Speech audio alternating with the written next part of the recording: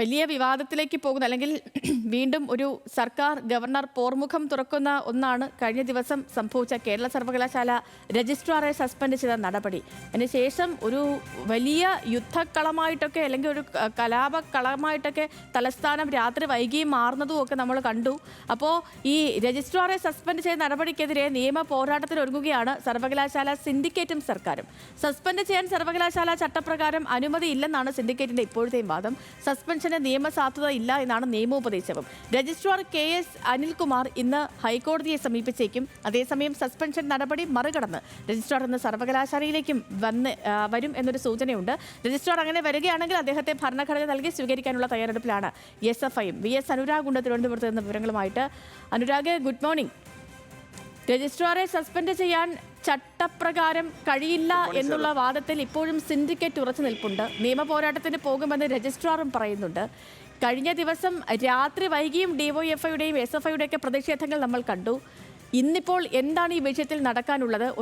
വീണ്ടും സർക്കാർ ഗവർണർ കൊമ്പ് കോർക്കലിലേക്കല്ലേ കാര്യങ്ങൾ?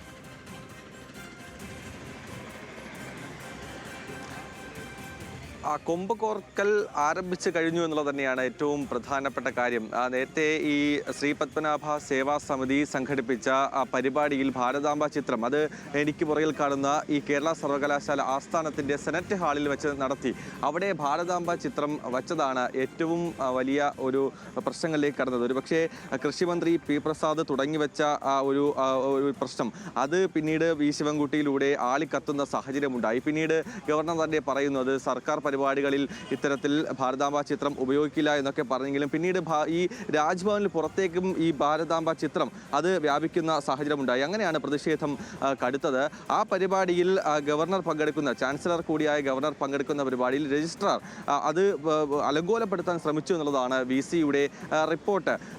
ഗവർണറെ അപമാനിച്ചു എന്നടക്കമുള്ള കാര്യങ്ങൾ ഈ റിപ്പോർട്ടിലുണ്ട്. പക്ഷേ താൻ അങ്ങനെയൊന്നും ചെയ്തിട്ടില്ല എന്നുള്ള കാര്യം കഴിഞ്ഞ ദിവസം KS അനിൽകുമാർ വ്യക്തമാക്കിയിട്ടുണ്ടായിരുന്നു. ഇത് ചൂണ്ടിക്കാട്ടിയാണ് അദ്ദേഹത്തെ സസ്പെൻഡ് ചെയ്തത്. എന്തായാലും ആ സസ്പെൻഷന് ഒരു നിയമസാധുതയും ഇല്ല എന്നുള്ള കാര്യമാണ് ഇപ്പോൾ രജിസ്ട്രാർക്ക് ലഭിച്ചിരിക്കുന്ന നിയമോപദേശം.